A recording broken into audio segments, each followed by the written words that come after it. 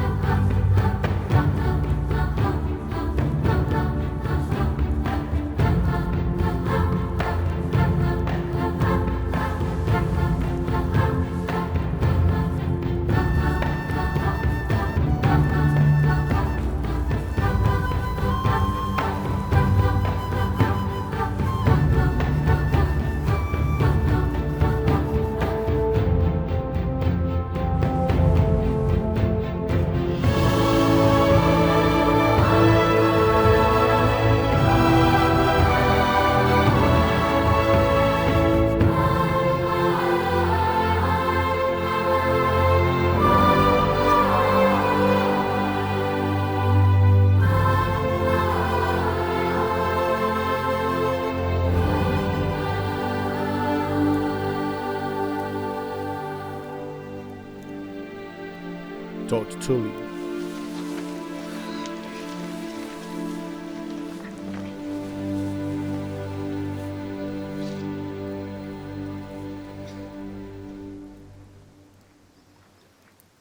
Le tamai hua o watoto vale ono le amioleanga le aingo Israel.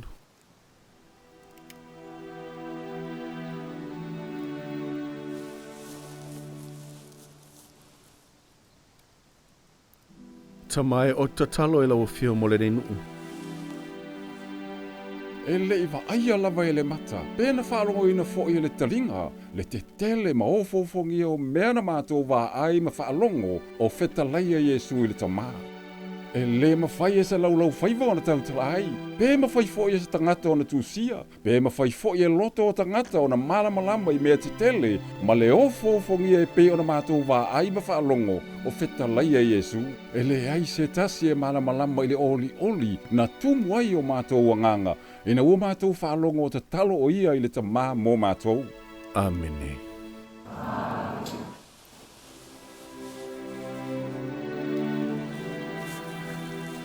Tula ia.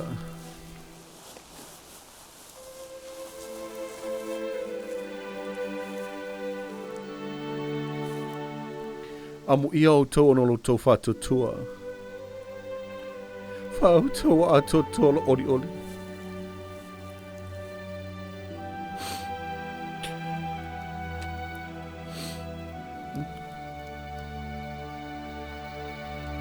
Wa ia i o tau tamaiti.